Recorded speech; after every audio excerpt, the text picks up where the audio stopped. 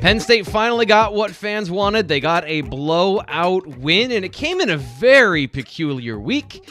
Very peculiar game. Penn State wins 28-0 over Rutgers. Welcome to the BWI Live postgame show. I'm your host, Thomas Frank Carr. With me, Tom Hannifan, the co-host of the Paydirt Podcast on the Believe Network. We are here to break down Penn State and Rutgers. 28-0. We got some questions in the chat, although just to give you a heads up right now, my chat software does not seem to be working perfectly, so we'll get to that once we can get to that. But Tom, give me your initial impressions of this game, and then we'll get into some places and things that we found interesting, Penn State and Rutgers.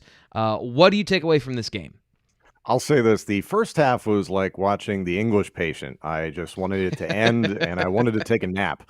But once Christian Veilleux came into the game, it really, really energized the entire team. It was awesome to see, and that is why I am wearing as much buffalo plaid as I possibly can in honor of our Canadian quarterback. I have been very excited about Christian Veilleux for a long time, and you and I were talking about him a little bit before we got started here, is that even going back to August, there wasn't a lot of discussion about Christian Veilleux. It's like, hey, he's there, he's doing his thing. There was buzz about Tengwall as the number two, strictly as a number two, because he was a good athlete and is a good athlete.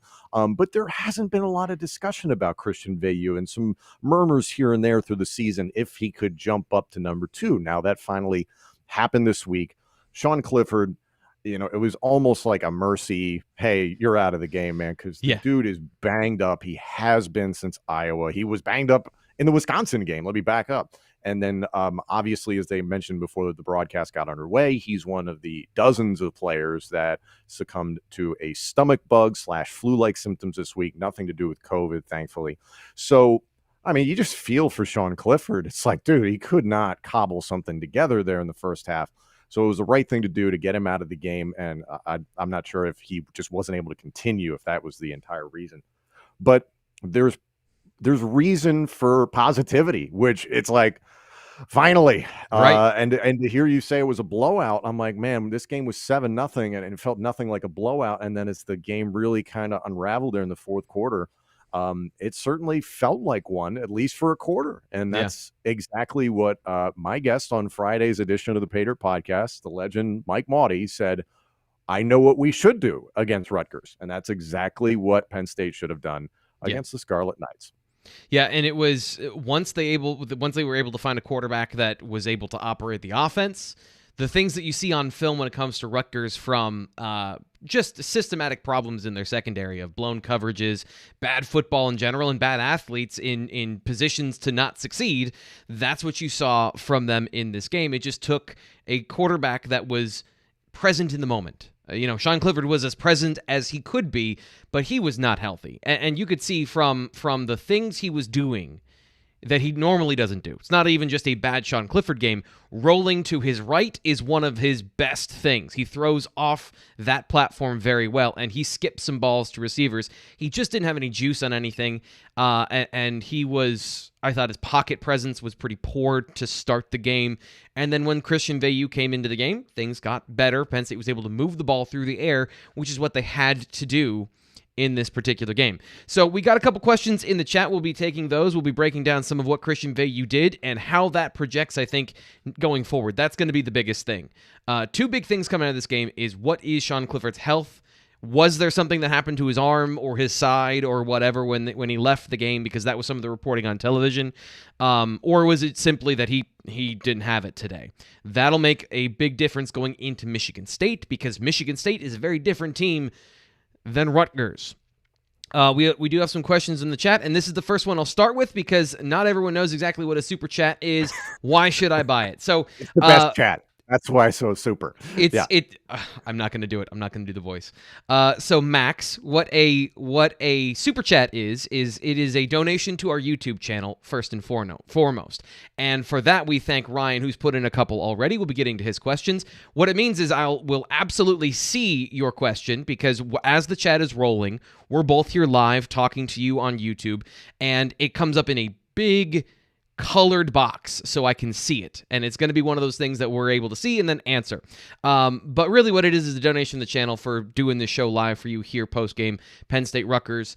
So we'll answer questions, as many as we can get to, but we absolutely always get to the Super Chat questions. And that's where we're going to start with Ryan.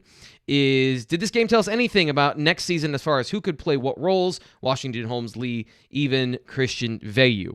I'll go second because I have some pretty defined thoughts about that. But what do you think, what you've seen from the young guys? Because it wasn't just Christian Veilleux. Malik Mega, a freshman, came in and scored a touchdown. Tyler Warren, a young tight end, came in and scored a touchdown. You have Landon Tengwall that eventually ended up at left tackle, playing well in this game. What did you see from those young players that you either want to project to next year as our resident expert fan, or as somebody who is well versed in football? What are you looking at that you want to see translate going forward? There's a lot of pieces in place that I think we already knew about as guys that could jump ahead. I saw Parker Washington's name. I believe that's the person that's being referred to there. Parker Washington is absolutely going to take the mantle from Jahan Dotson. Whether he's the exact same type of player remains to be seen. He could. He reminds me a little bit of Kenny Stills from when he was at Oklahoma, and that he's a fantastic slot receiver. So you may see him there for the remainder of his career, and he may officially be the number 2 wide receiver, but he's the number 1 option next season if and when Jahan Dotson goes to the NFL. The running back position, I think we've seen it for a couple games now. Kevon Lee is separating himself. I really am interested to see what John Lovett could be all about. I think Noah Cain, we kind of know what he is at this point, and a lot of that has been at the mercy of a bad offensive line. I think, T. Frank, like yourself, because I saw you tweeting about it during the game, there were so many freshmen into this game at the offensive line position, and not even just freshmen, but guys who were unproven or just had questionable reps, that it was kind of like, hold your breath and hope Christian Veilleux is healthy. And then eventually we saw Mason Stahl get into the game, and I really want to talk about that. I think there's a lot of exciting depth, and the fact that we knew about all these tight ends, which are just starting to get their sea legs. This core is going to be outstanding for years to come, and it gives you so many different options. And now that they have a season under their belts, it just opens things up so much more. The quarterback situation, I just want everybody to calm down. Everybody calm down. I was getting texts from friends of like, we got our guy, and it's like, we could. Yeah. A lot still has to happen, but I want to go back to UT Frank and specifically to the offensive line guys, and then we can get into quarterback. Well, with the offensive linemen in particular, at one point Jimmy Chris is at right tackle, Landon Tengwall's at left tackle. That part was a little bit nerve-wracking for Penn State football fans, or it should have been, because those guys are completely untested at those positions. And this is the other thing, is Rutgers, the profile of this game is Rutgers doesn't have a pass rush. They just don't have one.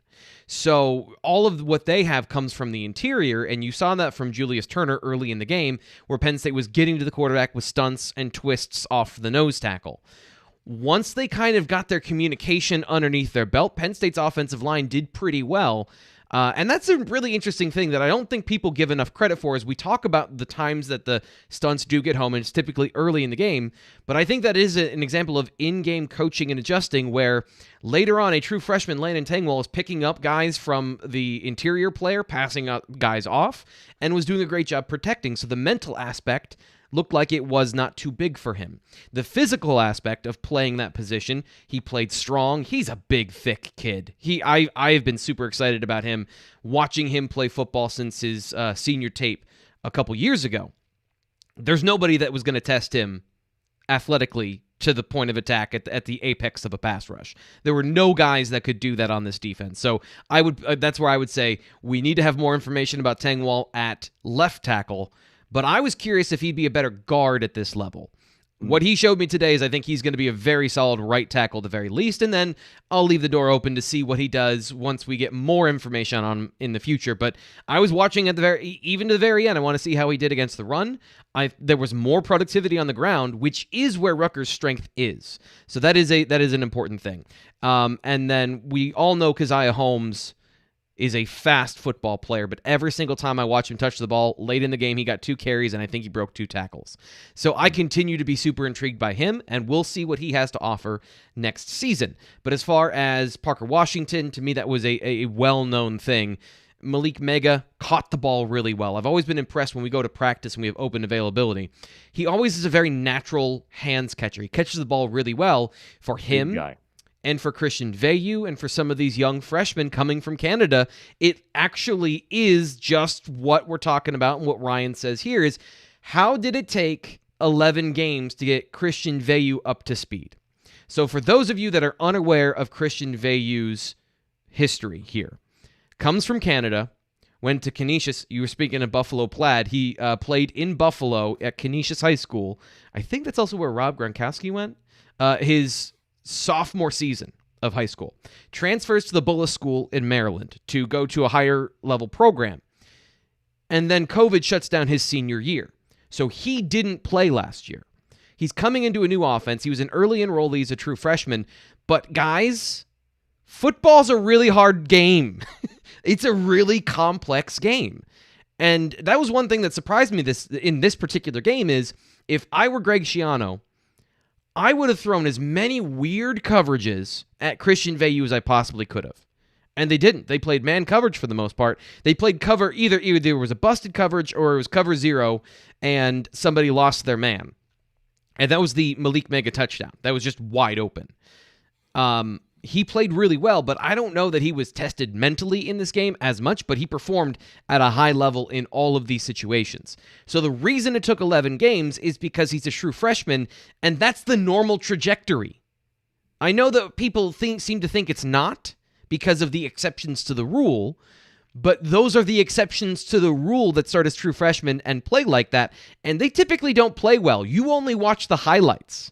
You don't see the down in and down out struggles of young freshman quarterbacks that play and play right away. So Christian Veilleux, the fact that he was able to beat out Tengwall Roberson and he wasn't just given to him this year, is an actual indication of his mental grasp of the football game, which you saw today. And that's the answer, is he needed 6 more weeks to learn the difference between cover 3 cloud and straight cover 3, or cover 2 and cover 6. These are all things you just don't absorb in one day. It's not a supercomputer robot. People learn and progress in their development. That's really what it is. And I know that most people don't really like that answer, but time is the only factor here. Here's the thing we all need to back up with, okay? Tengwall Roberson got thrown into the Iowa game in a surprise, right? Not saying that Christian Veilleux was surprised, but he probably had a pretty good hunch, like, hey, I might play in this Rutgers game, just because you could see the way Sean was dealing with things. Hell, he was taking first-team reps from what we understand during the week, and then at least earlier in the day at times. So it wasn't a surprise to Christian Veilleux. Tengwall was definitely surprised going into the game against the Hawkeyes. So it's apples to oranges. You're on the road in a hostile environment in 3 versus 4, and then you come all the way to the end of the season when there's not a ton to play for. I'm sorry for the Penn State and the Lions. Christian Veilleux doesn't have a ton of pressure on him. Rutgers has no idea what his tendencies are, and it's not a good Rutgers team. So this was the perfect situation to put a freshman quarterback in who has had time to get ready for this. Walter Payton ran for 199 yards with the flu. Please tell me you're kidding here, Matthew. Yeah, Michael Jordan played the game of his life with the flu. It's also the 2 greatest players in their individual sports and a college quarterback. Yeah. Please tell me we're kidding with this, right? Because I knew that came up. That came up quite a bit. I knew that was going to come up. We have to be kidding about that. I think it's not even an issue from was Sean sick? Sean is hurt. Clifford's been hurt since week 1. It was worse against Iowa. It got worse against Ohio State. And all the PR that the team has done to say that he's healthy, he's good to go, and him even saying I'm 100%. I appreciate trying to put out smoke screens.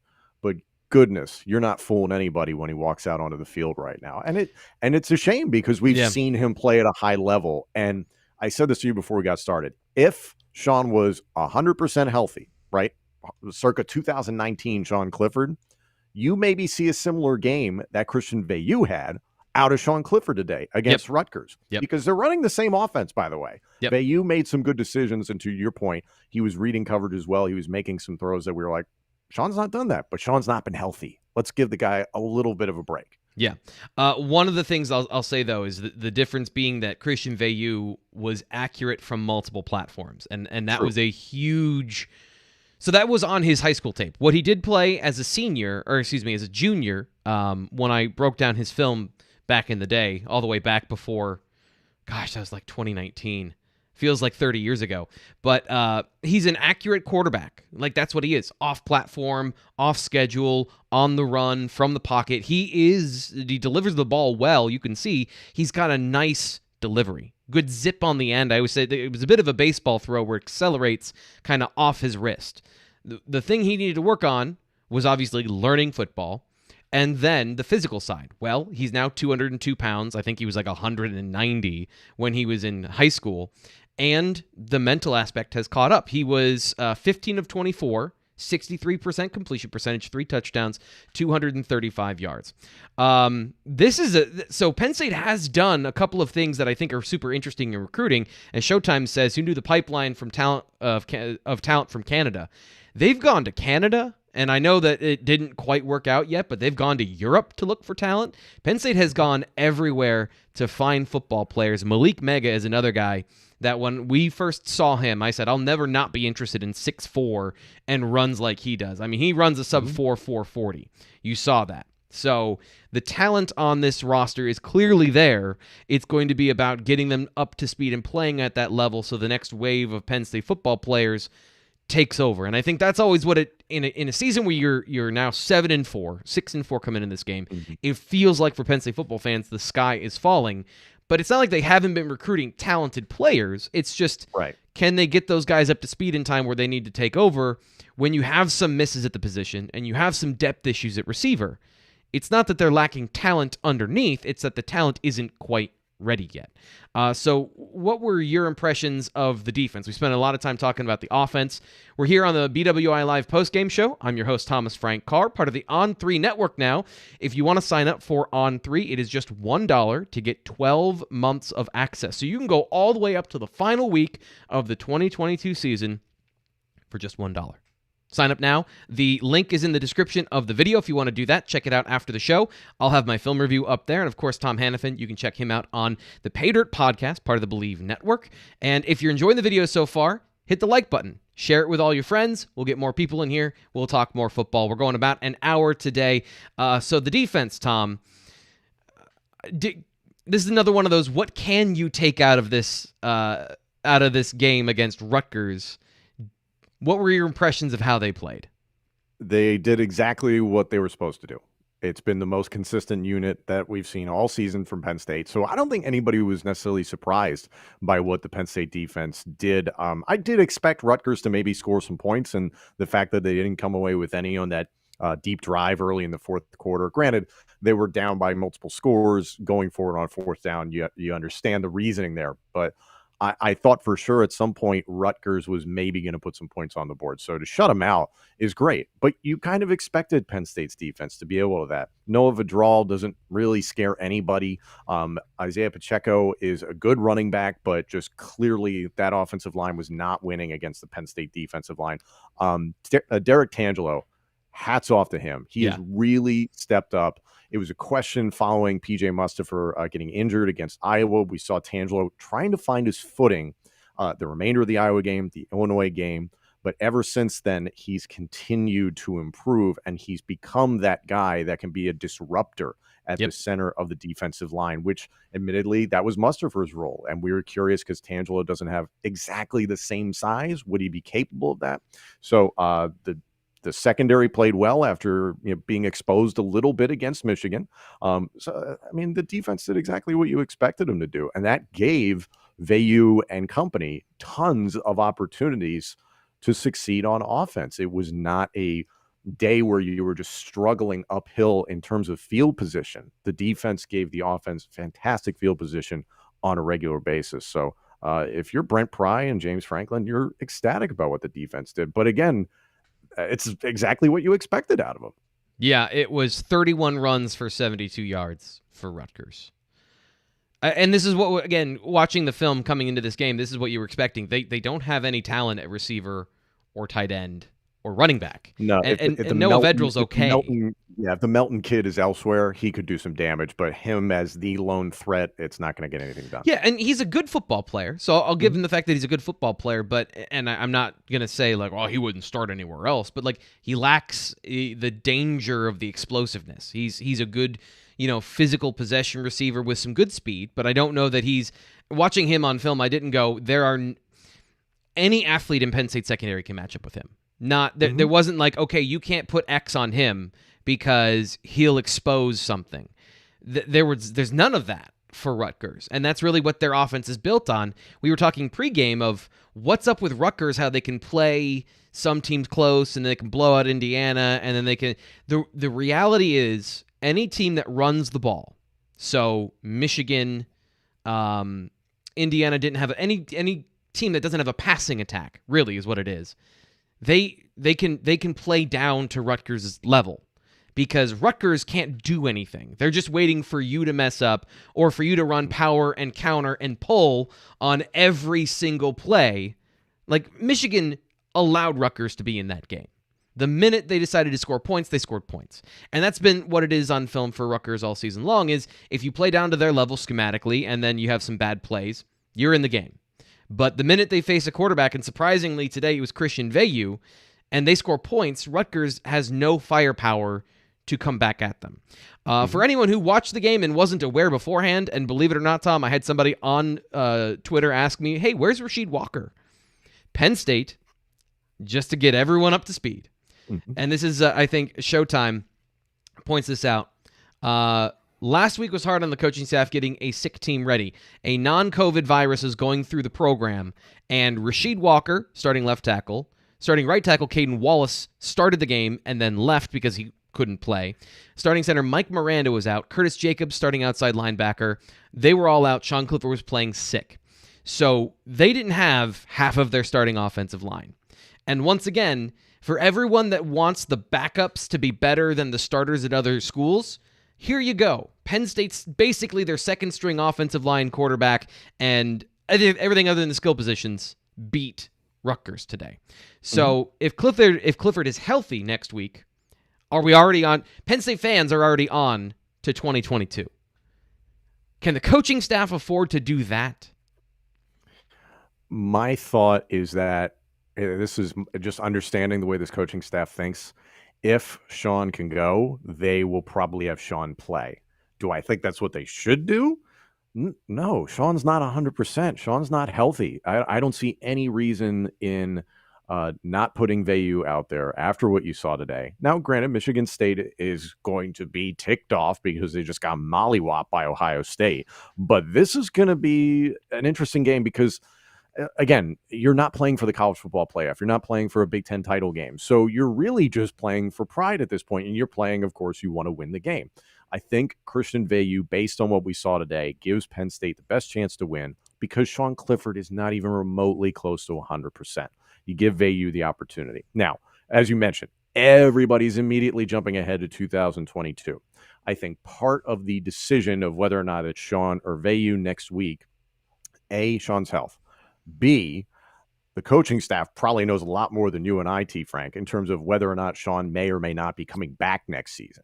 It's not the best look to bench your starter if he's healthy in the last game of the season and the dude's coming back next year. Yeah. So well, he's not. If that happens, the second thing definitely isn't happening. True, and it does create a myriad of questions. Does Sean Clifford return to school? Does Sean Clifford transfer? Does Sean Clifford go to the NFL? Okay, all those questions, right? Yeah. Now it's Christian Veilleux. Is he a legitimate starter at quarterback? What about Drew Allar walking in the door? And Roberson is still in the building from what we understand, or at least speculating ahead. Yep. So there's tons of questions that come from this. Yeah, and this is, so to Showtime's question, I'll just give you one stat. Jacob Panishuk has 63 total pressures, 8 sacks, 8 quarterback hits so far. He is a defensive end for Michigan State. One of the best parts of their defense. They struggle in coverage. I mean, that's why Ohio State was able to torch them, is because they've struggled in coverage all season long. So that is an advantage for Penn State with their stable of receivers, whoever the quarterback is. But again, it's not Rutgers. There will be legitimate threats, especially if the tackles are not healthy next week and they're still recovering from this. Jacob Panishuk is not going to let Christian Veilleux do what he did today. It'll be a much stiffer test. But I do want to say JC has a good point here. Team chemistry and energy was different with Christian Veilleux. Don't care who the opponent was. This is something I'm not usually this guy when it comes to the intangibles and overrating them, but there was a clear difference on the sideline. I just saw a shot of Veilleux pumping up the offensive line before the start of the game. He wasn't even the starter. He was just, the backup quarterback, and he was providing some energy and some juice.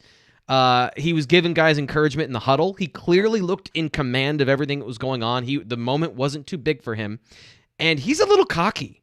One of the things I've noticed about him is he's got a little bit of an edge to him as far as he's this skinny freshman kid who's a little bit, doesn't look the part, but then he starts jumping out of bounds on a quarterback run and tweaks his knee. That make me nervous. Oh, yeah. So I mean, he's showboating a little bit at the end of a first down run that tweaks his knee, but at the same time, you like that energy from your starting quarterback. That's the sort of thing that Trace McSorley brought to the table. And again, you're a numbers guy. And I mean like jersey numbers. I'm not a jersey numbers guy, but number 9 seems to have some good mojo for Penn State quarterbacks, doesn't it? Yeah, and I saw a lot of people jumping, it's just like Trace. And again, I will say, everybody settle down. Everybody calm down. No, I liked a lot of what Veilleux did. And my first thought when I saw him out on the field, I'm like, all right, this dude is a good 3 inches taller than just about all these other quarterbacks Penn State has trotted out recently, being Roberson, Clifford, and then McSorley. Let's not forget, Trace is not a big dude. So to have a guy back there that's 6'4", and granted could probably afford to tack on 20 pounds of muscle in the next few years, maybe more. Plus you have Drew Allar coming in, who's billed at 6'4.5", 228 pounds. Like, you finally have the size at quarterback so that if you're going to run the guy 16 times a game, he's not going to be a broken down person by the end of the season like Sean Clifford is. It's a little bit more reasonable. Veilleux, I think, is a confident dude. He's got the head of hair to support it. And we saw at the professional level. Hair guy is important. That is important. Big on the hair, and I know you are. But it's also something that, like, at the professional level, we all just saw it in recent weeks with the Carolina Panthers in the NFL. Cam Newton, granted, apples to oranges, but the dude comes off the streets and gets put back into the lineup, and everybody's jacked up because they didn't see it coming. That's the great part about football and sports in general. There's competition. It's guys coming off the bench and doing things you didn't expect. And the emotional side of sports, you can't underestimate it. And that's what Veilleux did today. Yeah. For everyone who's asking and who's saying all these things about Illinois and who's talking about the Iowa game, we did talk about this early to start the show of why wasn't he put in earlier. So if you want to go back and rewatch that, we've covered that part already. If you're just asking it again because, you want to make that point, it's unrealistic to think that your freshman quarterback 5 weeks into the season is going to be ready to do what he did in week, 12? I mean, it's double the amount of time. It's double the amount of learning. This is speaking from experience. When I really got into learning football and learning coverages and how to diagnose things pre-snap and to watch what the defense is doing, it took me a year and a half of really studying. And I'm talking about every single day in a professional setting to learn football. And just like Christian Veilleux, it's not my full-time job. It wasn't my full-time job at the time. I had another job on top of that. But it takes that long to learn football. If you think football is an easy game, you don't even understand the game you're watching. I'm not trying to be, rude. I'm telling you there is another level to football that doesn't even get it on the camera. What happens in the secondary? And your co-host on your podcast, Mr. Matt McGloin, talks about that all the time of, you get mad at the quarterback, you don't know what's going on. You can't see what he's looking at.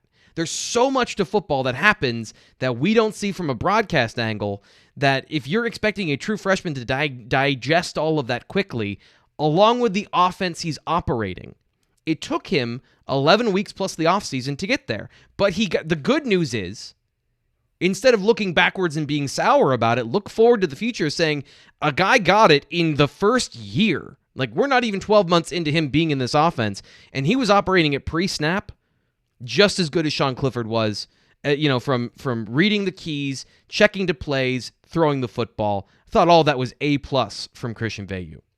No, a lot of stuff that was beyond his years, and it was something that was harped on during the broadcast, is that he'd not started a competitive football game since 2019. And before that, I believe it was only one season of American football that he'd played. So let's forgive the dude who is converting from the Canadian football game, which, granted, yes, coverages and schemes are similar, but there are differences in the rules of the way the game is played and the physical layout of the field, et cetera. I could go on because I watched the Canadian Football League. But yeah, this dude had a learning curve that is bigger than most people. However, you see the ability, and it's okay that it took him time. I think the only person who can really answer that question will be Christian Veilleux. Is just, hey, how are you feeling in week 3, week 4, week 5? Mentally, where were you at? And he may give you the answer of, oh yeah, I had it, I was good to go. But in his heart of hearts, I'd be very curious, and maybe we'll get that answer someday. Yeah, and I think this is a positive sign.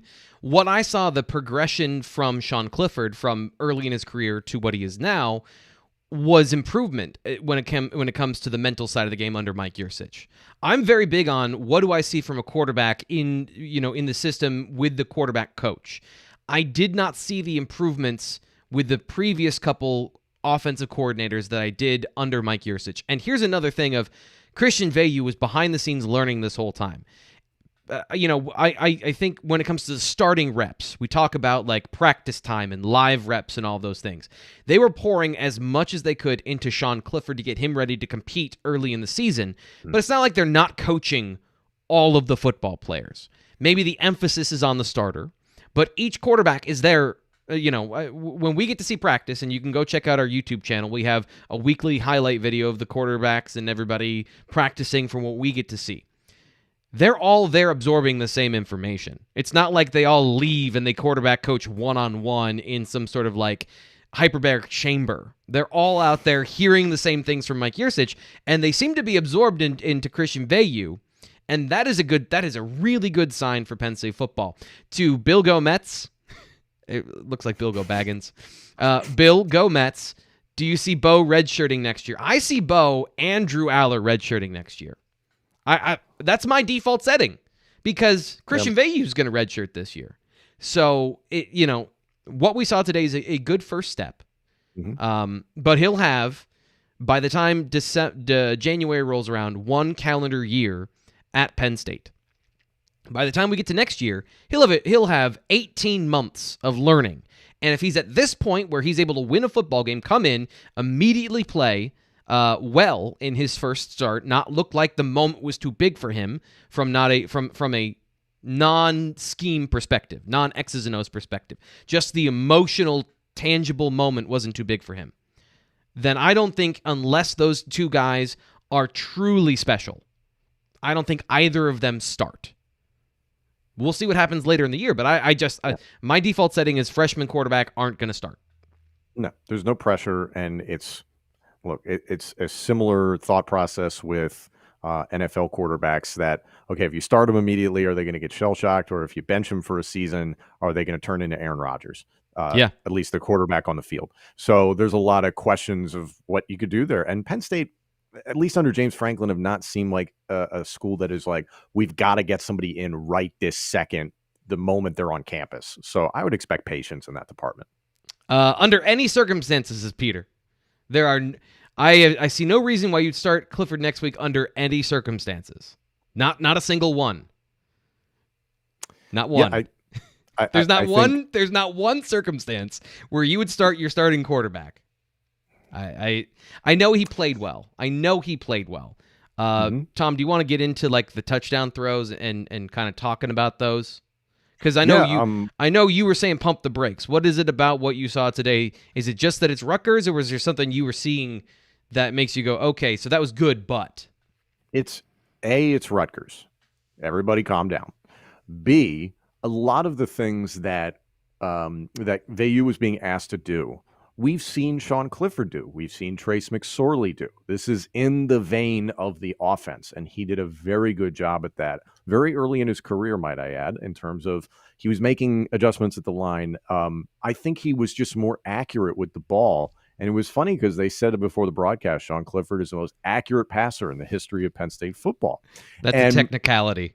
Yeah, statistically, I'm like, that might be true. I'm like, leave that at that. But Veilleux gave you better options. And again, it's apples to oranges right this second. But you do have to consider the blue sky of Sean Clifford completely healthy, Christian Veilleux completely healthy. Clearly, Sean Clifford has close to 3 years of equity built up with this coaching staff. I understand him potentially getting the nod next week. Veilleux, I liked a lot of what he did just because he didn't make too many bad decisions. There were a handful of balls where you're just like, careful there, and you'll forgive a freshman. You'll forgive a freshman. But you love the confidence. You love the confidence of where he was placing the football. And the one thing I can't wait to talk to Matt McGloin about this on Monday's episode of Paydirt, because if there's anybody who had moxie and confidence, it was Matt McGloin slinging the ball back there. Yep. Now you put it on a dude who's got a 6'4" frame as opposed to peeking over the offensive line. I'm really excited about his potential. He just seems smart. He seemed calm. I'd love to see him run it less. And to not lower his shoulder, right? Because you mentioned it a little bit before when he galloped out of bounds and he was just feeling himself, right? Yes, and he grabs was. at his knee. It's like, okay, you still have another game to play. Sean is banged up. We don't know his status for next week. Yep. Taquan Roberson, I think you said that he was one of the group that was sick. Yes, he. Well, none of the quarterbacks were able to practice on late in the week, is what they said on the broadcast. Now, to give you perspective, is we are at practice. Media day is Wednesday, so we get to come to the beginning of practice. We see about 24 minutes of practice, and all three quarterbacks were there and throwing. So this all happened after Wednesday. Your installation has already begun. You're already midstream with your planning for this particular game when the quarterbacks got sick. So you were really in a situation where you didn't know if Sean Clifford was going to be able to go, but because he tried to give it to Michael Jordan, he tried to play with the flu, he was out there to start the game. Clearly, Veilleux was not nearly as sick. When it comes to the offensive line, they were not there on Wednesday. So Rasheed Walker was not present. We saw a lot of work with the offense and the defense in one-on-one pass blocking situations. We saw the guys you saw when it came to... I kind of had an idea that they were going to try Bryce Effner at left tackle because he was getting a lot of reps on the left side when they were doing one-on-one pass blocking situations. They had Tengwall on the right side for most of practice. But when they got into the game, they decided they needed to flip that. And I thought that had a positive effect on the offense. One of the things that I've been talking about is that Caden Wallace doesn't have the athleticism to get down on some of those blocks in inside and outside zone. When you're on the back side, you need to get to the front side of the play. You need to get to the front side of the defender to your inside shoulder. So that means a defensive tackle, he's out here, he's got to get across that guy's face. And he just, at times... he can get there if the guy is late, but if the guy is on time and it's a quick defensive tackle, he can't get there. Bryce Effner is a quick player. He is an athletic, less than powerful player, but he can get there and he can seal that off with body and position. That opened up some running lanes on the interior, which you saw the effect of. Penn State had 149 yards rushing on the day. Kevon Lee, 13 for 41. So they had some good movement on the ground. Again, there were still some problems there, but Tengwall played well at the left tackle position after the first drive or so, where he had a couple ugly reps, and then his talent took over. And I thought the offensive line for this particular game gelled pretty well. So that's going to be interesting to see how they play that going forward. I imagine they'll go back to their starters. But I thought there were positive things that you saw from an adjustment standpoint of Penn State trying to find the right mix and match up front. Because, again, we're talking a lot about the quarterbacks. But it was more than just that along the offensive line when it comes to players that were not participating this week. David says Hardy and King are going to be sensational corners. I tried to talk about the defense a couple minutes ago, David. We got right back on the quarterbacks. Hardy, already a freaking stud, doesn't get enough credit sometimes. What have you seen from Daquan Hardy this year? I've said on my own podcast that there are 5 future NFL defensive backs in the secondary, and I consider Daquan Hardy to be one of the starting corners. He just happens to be the nickel corner or the third corner, however you want to phrase it. So I believe that entirely. Daquan Hardy's been outstanding this season. King, he just needs reps. Marquise Wilson got out there a bunch today. That was really great to see. And then you have depth just in terms of experience with a guy like Jonathan Sutherland, who went out there and got a turnover late in the game. So there's really good depth all together with this secondary. It is an embarrassment of riches because, and again, on my own podcast, Matt McGloin is a dude who went undrafted and had a nice career in the NFL and then played in the XFL, obviously. Where you're drafted doesn't necessarily mean your overall talent ability, but there are a couple first, second round picks in this secondary, which is astonishing to think they're all playing at the same time, and they just keep churning them out. So the secondary is one of the strengths of this defense, and the defense is lights out. And we don't even give enough credit to the linebacking core sometimes. Yeah. Does anybody want to get hit by Ellis Brooks? Pass. No. Hard pass. That's a good point. He was another guy, so he's been playing with that cast on his hand, and he hasn't missed a ton of tackles since the cast. He did go down, and I saw him holding his thumb, which I imagine something in that area when you cast it that way. That might be the issue. So hopefully he's healthy for the final game. They're really going to need him against Kenneth Walker next week. Brandon Smith has gotten better. There were still some times where he's just... So if you could take all of the instincts that you have in Ellis Brooks and you could just gift them to Brandon Smith, you would have a player at or above the level of Micah Parsons when it comes to purely the linebacker position. But, you know, he made a lot of good plays today. There's just a couple of times where you go, man, you can make that play. Noah Vedral was flushed from the pocket by quarterback blitz. He had him lined up, just missed the play. But to your point, and to David's point about Daquan Hardy, I think he's the second best corner on this team. I think Joey Porter Jr., obviously from the physical aspect, is the superior player. But the best technician, the best athlete at the position with the speed and the quickness to play in the slot, which at times, I know you're not playing against the number one X receiver, but you have to defend a two-way go on every single play in the slot. That athletically is more challenging at times than just playing against the better player. And he has been lights out at that position. I think he's got a future in the NFL as a slot corner.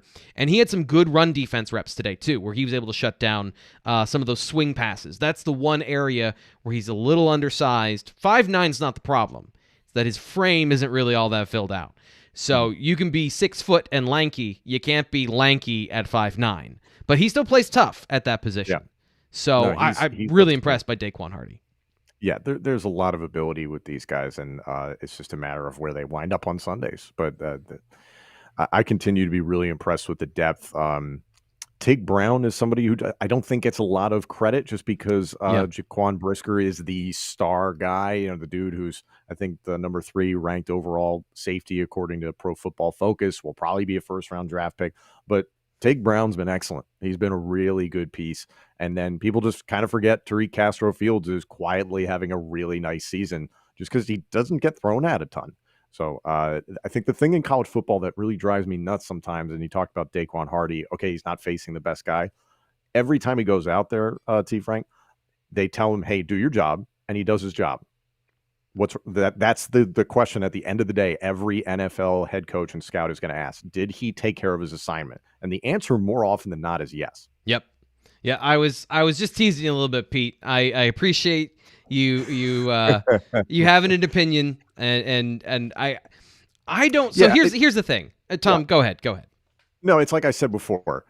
My heart is with all of you, and that Christian Veilleux played a good game, ride the hot hand into Michigan State, and Sean Clifford is clearly not 100%. However, we know the way James Franklin works. James Franklin will probably assess Sean Clifford's health in the next few days, and if he thinks Sean is good enough to go, we have seen in the past, because it happened against Illinois, that James Franklin will start Sean Clifford because he has belief in Sean Clifford. So I am with you guys on the Veilleux start against Michigan State, but we'll see what happens. So it's a trust factor as well. So I think this is it's the I know what I'm getting from Sean. Regardless, positive or negative, I know what we're working with here. And with Christian, that trust has been built now. So the building blocks of that started when he earned the second string position. Then he goes in and plays well in this particular game. So one game. And I want to get to a couple of these plays because I think it's important to have context as well. He threw 3 touchdowns. The first one was a next level throw where he is pre-snap diagnosing, getting the guy to shift to the right spot, seeing its man coverage, checking the play immediately with his offensive lineman or with his receivers. He did not look to the sideline to get that play, meaning he had both plays, the zone beater and the man coverage beater, called in the huddle. Then he checks to the man coverage play.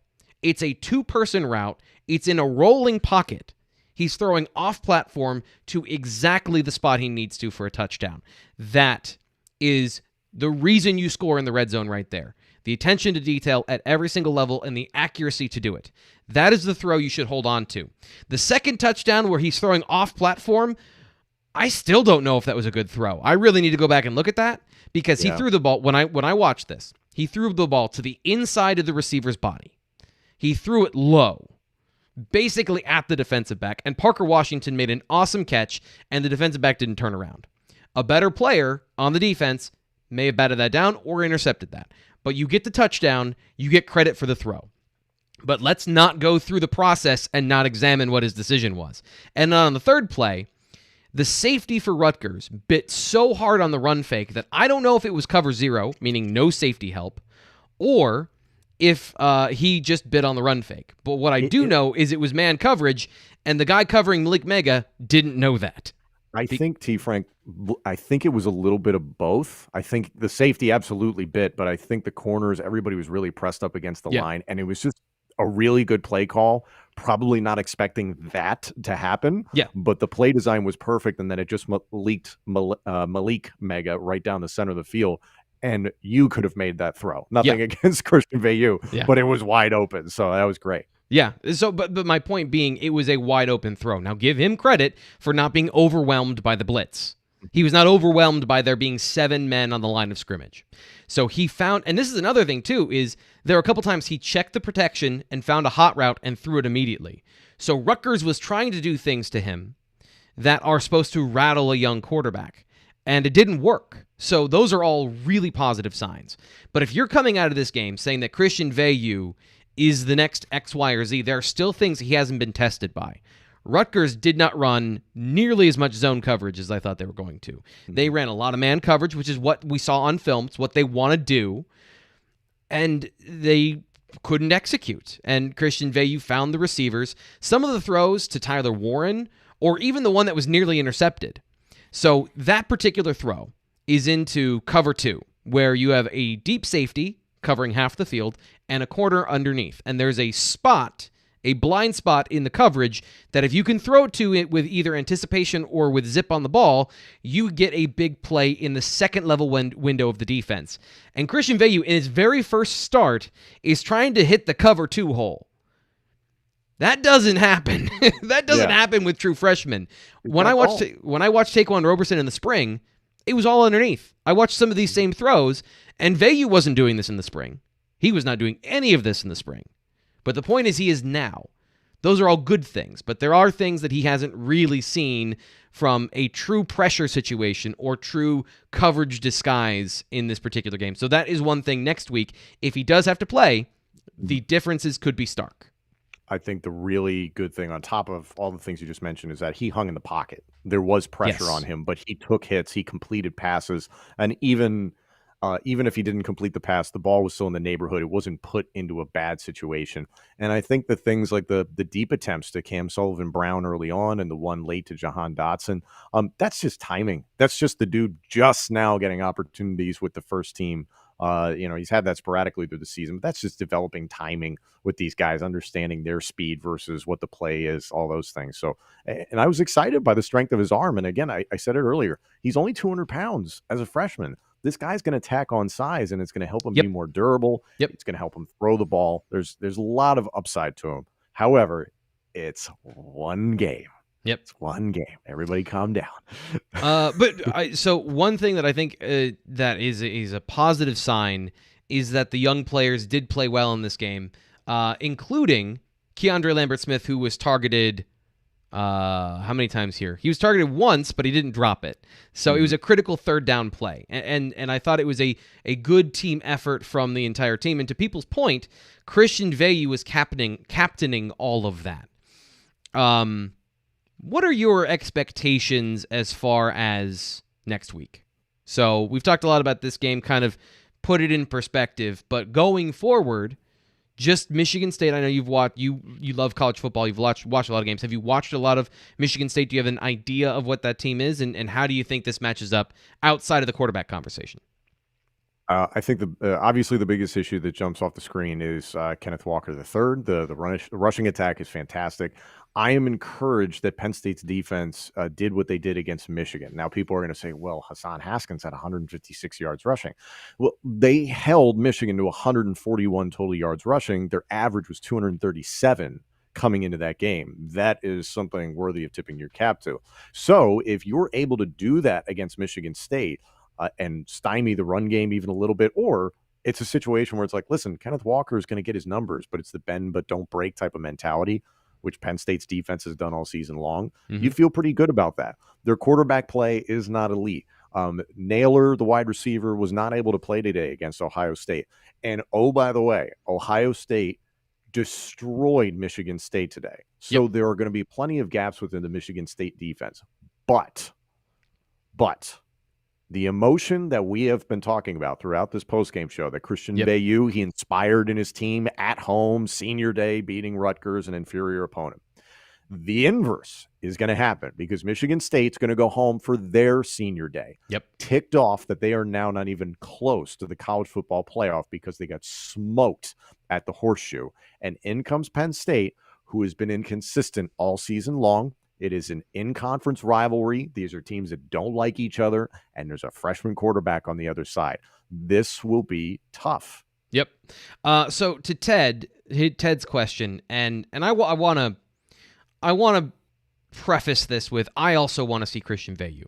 I want to see more. Absolutely. But if you're asking me, shouldn't you just play him? That if you're the Penn State coaching staff, as I've been saying for the last 3 weeks, Penn State fans have moved on to 2022 already. You want to win these games, but you don't care. Do you think Penn State's coaching staff doesn't care about winning at Michigan State? Do you think that it's more important for them to value the reps of seeing Christian Veilleux rather than winning that football game, finishing 8-4, momentum into your bowl game, showing progress to the young players, all of these things? This isn't the NFL tanking for a quarterback. And even then, you see the teams that really do that truly tank. Some of them don't recover from what we're talking about, an institutional perspective of, if you're saying go 1-0 every week and put your heart and soul into this game, and then you undercut those decisions by not playing your best quarterback, that you lose all credibility with your locker room. Now, the question is, as you pointed out, if Sean Clifford is 100% operational, not healthy. He's not healthy. Like that, he's not going to be healthy this year. Operational is the perfect word. Yep. When he said he was 100% going into the Michigan game, I believed he was 100% for week 10 or whatever it was. He's 100% operational because he could run. He was sick this week, so everything on top of those things, he was not operational. We saw that. If he's healthy next week, he probably still gives you as good of a chance as Christian Veilleux. You still don't know how he's going to do against a good football team. So Penn State is in the business of winning as many games as possible, which is what they're supposed to do. So all of these things are true, Ted. All of these things are correct. And I also feel like I know exactly what Sean Clifford is. It doesn't do me any good to see him play Michigan State. I would love to see Christian Veilleux play against Michigan State. But if we're talking about what's going to happen and what's good for the program as the program and not us looking from the outside, Clifford is still the better option until absolutely proven otherwise. And that's how James Franklin operates. And I know that's what's frustrating about all these things. But what if you bench him and Veilleux throws 2 interceptions to start the game? I mean, that's a rough place to be, Tom. And it's the challenge of this entire thing. It's a big season of what ifs. This entire conversation through this postgame show has been, what if Christian Veilleux had come in the Iowa game? What if Sean Clifford hadn't been hurt? There's a lot of what ifs. I get it. So you mentioned something before. It's like, are you saying that you're not trying to win if you start Christian Veilleux against Michigan State? I disagree. I think the way that Christian Veilleux played today, he potentially gives you the best chance to win at the quarterback position if Sean Clifford is not operational and healthy. I love the way that you put that. But again, it's all the things that I touched on earlier on in this show, and you guys can watch it on YouTube, but I'll rehash it a little bit here, is that if you bench Sean Clifford and you're James Franklin, now you have to go into the postseason dealing with the question of, does Sean Clifford return to this team? And I just benched my 3-year starter at quarterback in the last game of the season. What message does that send to him? Is he going to stay? Is he going to try and go professional? Is he going to transfer? Is he just done with football? There's a lot of things that could come out of that. I don't think you hurt anything with Christian Veilleux by not playing him. Yeah. By playing him, there's only upside, which is great. So again, my gut tells me, because what we've seen from James Franklin is that if he thinks Sean Clifford can go, he's going to give Sean the ball. Yep. And I also agree with some of the things that people are saying as far as the accuracy aspect of Christian Veilleux and what he's able to do, from multiple different platforms. At least from what we've seen, we have seen exactly 24 throws. So let's not overstate what we've seen. But what we saw today was poise, confidence, moxie. I hate inspiration. Hate using these words because they mean nothing. They mean nothing unless they're backed up with execution. So, they don't mean anything unless he can throw the ball accurately to the receivers. And there were some high balls where he was under pressure, and he still got him on the frame. I'm just saying that we have not seen a whole lot from Christian Veilleux to say he's 100% the best option to go with next week. But he is, in one game, he's raised the question. And I think going forward, this was enough to tell me that you have a viable starter next year. Because if you fast forward 8 months from now, or however long it is till training camp next year, you've got a guy who is performing this way right now. Maybe next week it doesn't all come together again, because inconsistency is the consistent thing of young football players. But at the same time, next year, I think you've got your starting quarterback. So to answer some of the questions earlier that we saw that I couldn't quite get to because they were rolling right in, I think Penn State right now, unless there is a truly great option in the transfer portal, and that usually doesn't happen, then Christian Veilleux's your guy. And the other part of that is going to be if he does play as the season progresses, and then you bring in another guy and just give him the starting job, which doesn't happen at Penn State, then you are risking losing the locker room the same way you would be if Clifford is healthy and you're not trying to win the game next week. So I think that's going to be another threading the needle sort of thing, but you feel better about it now with Christian Veilleux than you did last offseason with Sean Clifford. So I think it's a good position to be in, and only good things have happened from this. It is very much just, do you cash all that in and gamble next week if Sean Clifford isn't 100%, or whatever the facsimile is for the final game of his season? And this is very unrelated, but staying in the quarterback room, I liked what I saw out of Mason Stahl today. It was great to see him get in. Yeah, I mean, I don't know if I love him at quarterback, considering all the things that we just talked about, because there's just some better options there. But Mason Stahl's a decent athlete. So it's okay, granted, it's the backups, it's Rutgers, it's late in the game, all those factors included. Decent athlete there, and I've seen a lot of people saying, wow, there's a lot of talent on our bench. Yeah, there's a lot of experience, or a lot of experience to be had, but there's a lot of talent as well. So who knows? Penn State's famous for changing guys' positions all the time. So slot receiver Mason Stahl, is that what you're telling me? Yes, who played quarterback today. I love seeing a guy wear number 20 at quarterback. That's the best. Yeah, he was quicker than I was expecting. I've seen very little of Mason running during practice, so that was and usually he's on the scout team. So we don't see him specifically working with the quarterbacks because he's working with the defense. If you could have taken that acceleration and put that into Sean at any point throughout his career, imagine what you'd be dealing with. He just is Mason Stahl is just a smaller dude in a lot of respects. I don't even know if did he attempt to pass? I can't remember. But I don't remember. Yeah. It was pretty much just bleeding clock and getting through things. Yeah. So there's reasons for optimism, and let's not forget, Penn State won.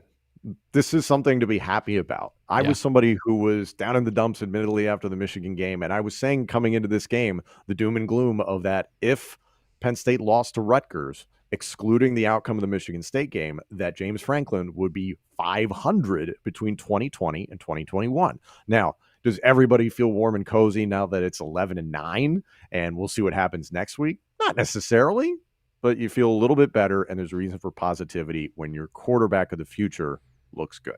Yeah, Ted, I think that's a fair point as well as far as inconsistency. The inconsistent part is just the flaws in Sean Clifford's game as far as he doesn't play well under pressure. So, again, that's talking about the off-platform throws, the extending the play. There were some times where Veilleux totally dropped his eyes and he just decided to run, where he wasn't looking at the coverage trying to make a play with his arm. But Sean Clifford, he's doing those things and still not super consistent at it, especially when there is true pressure in the pocket. And that's one thing that I don't know that there was true pressure on Veilleux today for two reasons. One, it didn't get through, and two, because he checked out of it and threw the ball to the right spot. Another thing Sean Clifford has been inconsistent with, trying to hit touchdowns on a 7-man pressure on 3rd and 4. So I agree with you there. I don't know that I've said this week. People keep asking me, should Sean Clifford come back? It's been a hard no for me the entire year.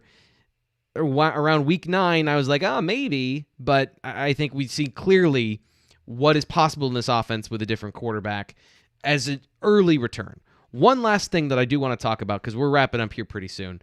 The BWI Live postgame show. I'm your host, Thomas Frank Carr. That is Tom Hannifan. He's the co-host of the Paydirt Podcast with Matt McGloin. We are here breaking down Penn State and Rutgers. Thanks to everybody who's participated in the show today. One last thing I want to get out of here with is people bust on play calling all the time for Penn State. And how could you run this in a 4th down situation? How could you do X, Y, or Z? You run a fade on 4th and 2 against Michigan to lose the game. Rutgers' only scoring opportunity. It's 4th and 2. They have obvious man coverage and an obvious blitz. They run a wheel route with a tight end as their primary target. It was open in the flat, and I was like, throw that. Nope, he turned upfield, and there was a sack fumble. So it happens to every football team where I was joking that they were down 4.6 scores when they were down 14-0. Then they were down 7 scores because they're only kicking field goals. They're not getting in the end zone in this game.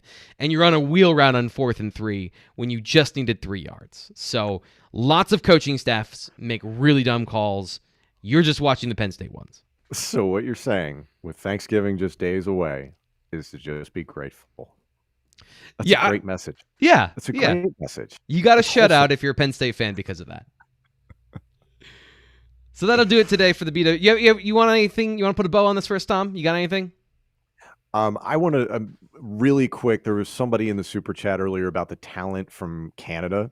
Yeah. I encourage people, and this is not just because I'm a football junkie, watch the Canadian Football League and get past the American bias of, it's Canadian. The next best talent that is not in the NFL, clearly, is in the CFL. It's something that's been attempted to be recreated in the XFL and soon the USFL on Fox. That's coming up in the spring. The Spring League has also been on Fox.